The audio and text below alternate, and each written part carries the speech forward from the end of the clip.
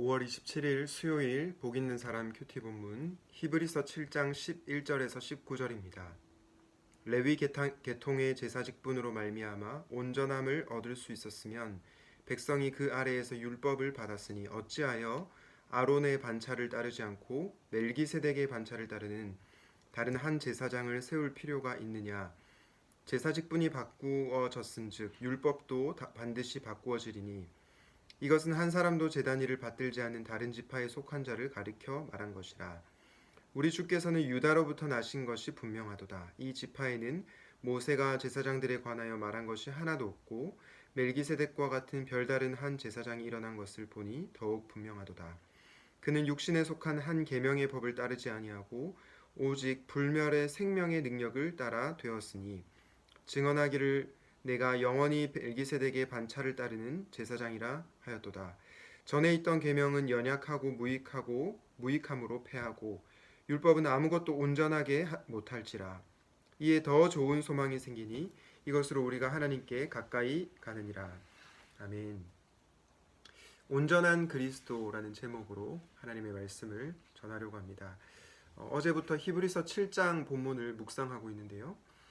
히브리서 7장의 내용은 핵심만 얘기하면 멜기세덱의 반차를 따른 예수님 그분께서 레위직 제사장보다 훨씬 더 뛰어나다라고 하는 점을 이 7장에서 다루고 있습니다. 오늘은 이 히브리서 7장 11절부터 19절을 통해서 예수님이 온전하신 그리스도이시다, 온전하신 분이시다 라는 부분에 대해서 한번 묵상해 보려고 합니다.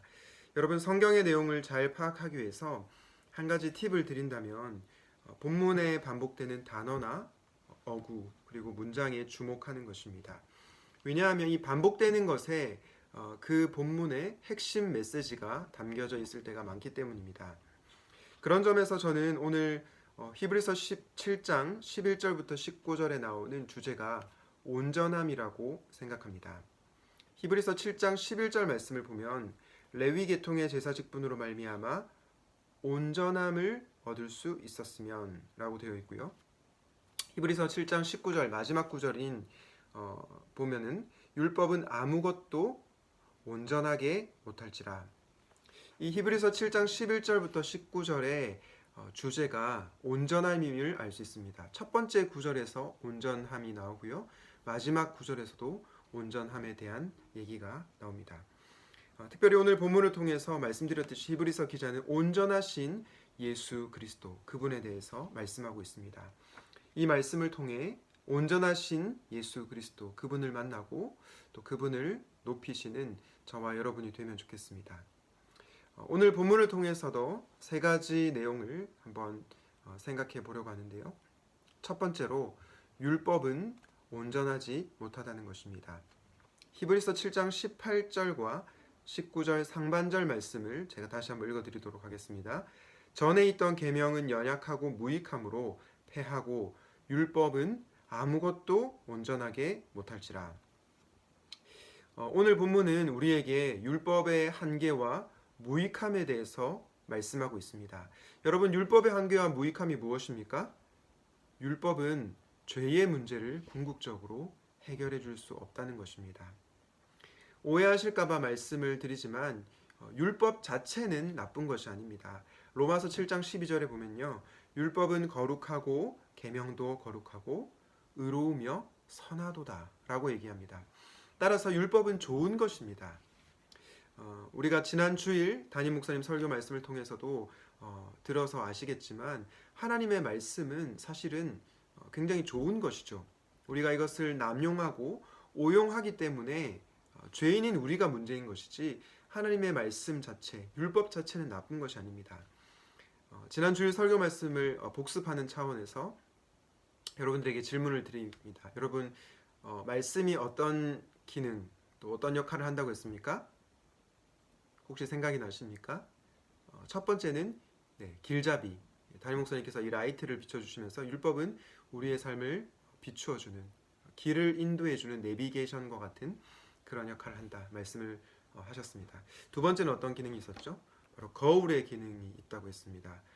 거울을 통해서 우리가 이렇게 우리의 얼굴을 보게 되면 얼굴에 묻어있는 더러운 것을 떼내게 되죠. 마찬가지로 하나님의 말씀을 펼치면서 우리 자신의 죄성, 연약함, 그리고 허물을 보게 됩니다. 그러나 동시에 우리가 하나님의 존귀한 자녀, 예수 그리스도 안에서 존귀함을 본다라고 말씀을 하셨죠. 이처럼 율법은, 하나님의 말씀은 굉장히 좋은 것입니다. 또한 말씀은 우리를 향한 응원과 기대가 담겨져 있다고 담임 목사님께서 말씀을 하셨습니다. 그리고 마지막으로 나아가 성경 말씀을 통해서 우리는 하나님과 교제한다, 대화를 나눈다. 마치 티타임을 하는 것처럼 하나님과 대화를 하는 그런 말씀이 정말로 좋다는 그런 부분에 대해서 우리가 들었습니다. 이처럼 하나님의 말씀이, 율법은 결코 나쁜 것이 아닙니다. 그런데 오늘 본문에서 이 율법, 하나님의 말씀, 이 율법에 한계와 무익함이 있다고 얘기하는 겁니다. 그것은 율법이 우리를 온전하게 하지 못한다는 것이죠. 율법이 우리로 하여금 죄를 깨닫게 해줄지는 몰라도 죄의 문제를 해결해 줄 수가 없는 것입니다. 율법은 우리에게 어떻게 살아가는 것이 정말로 거룩하고 좋은 삶인지, 선한 삶인지를 보여주지만 우리에게 율법은 생명을 줄 수 없습니다. 그렇기 때문에 율법이 온전하지 못하다는 것입니다. 저는 여러분들이 율법, 하나님의 말씀을 정말로 사랑할 수 있으면 좋겠습니다. 그러나 동시에 율법의 한계와 무익함에 대해서 알 수 있기 바랍니다. 그럴 때 우리가 하나님의 말씀을 사모하면서도 율법주의의 오류에 빠지지 않을 수 있습니다. 첫 번째, 율법은 온전하지 못하다라는 내용을 다루었는데요. 두 번째 내용은 뭐냐면 예수님은 온전하신 그리스도이시다라는 겁니다. 율법은 온전하지 못하지만 예수님은 온전하십니다. 히브리서 7장 11절 말씀을 다시 한번 보실까요? 레위 계통의 제사 직분으로 말미암아 온전함을 얻을 수 있었으면 어찌하여 아론의 반차를 따르지 않고 멜기세덱의 반차를 따르는 다른 한 제사장을 세울 필요가 있느냐 말씀합니다. 여러분, 우리가 성경을 읽을 때 이 성경의 뉘앙스, 숨겨진 그 의도를 잘 파악할 필요가 있는데요. 이 11절 말씀을 곰곰이 읽어보시면, 잘 따져서 읽어보시면 레위직 제사장들은 온전하지 않지만 이 멜기세덱의 서열을 따른, 멜기세덱의 반차를 따른 예수 그리스도는 온전하다는 것을 읽을 수 있습니다.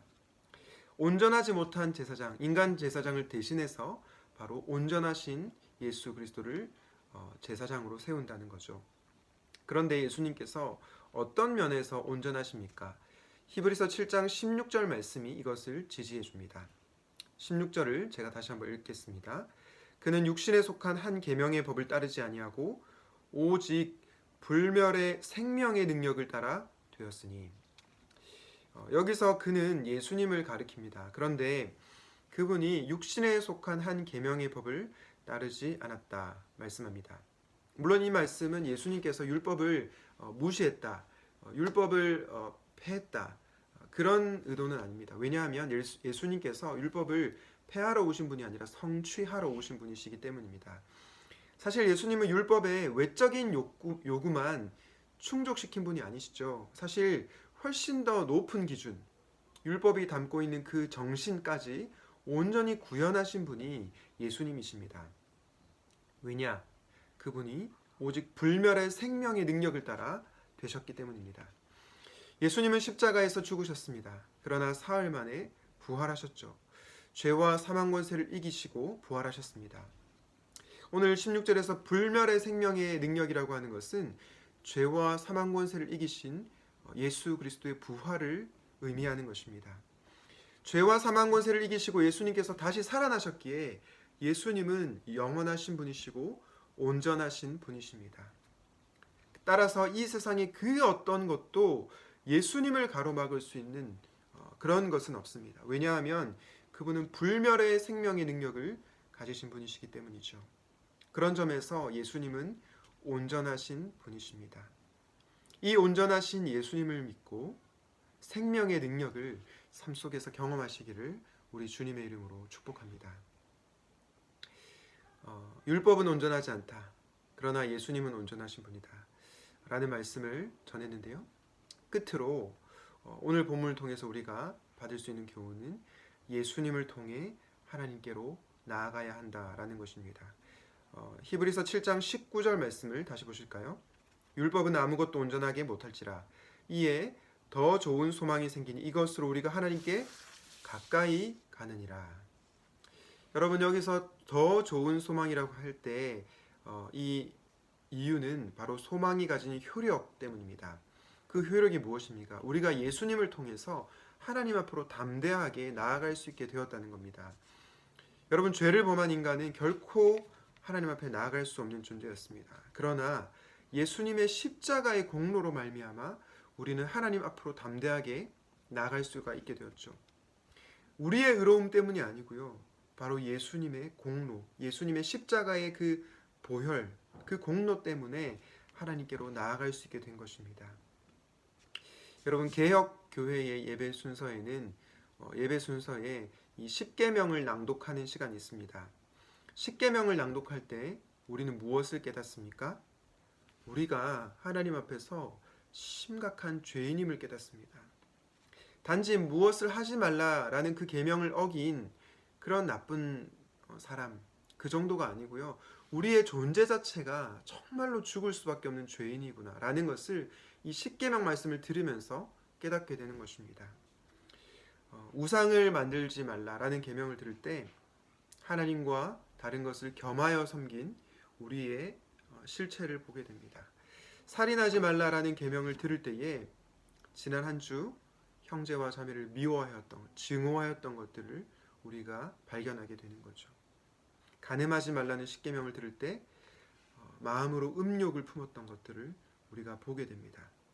부모를 공경하라 라는 십계명 말씀을 들을 때도 한 주간 부모님을 공경하지 못한 우리의 연약함을 보게 되는 것이죠. 그런데 말씀드린 것처럼 우리가 십계명 말씀을 들을 때 우리가 단순히 이것을 어긴 그 정도가 아니고요. 우리가 이 십계명의 말씀을 우리의 힘으로는 결코 지킬 수 없는 존재이구나.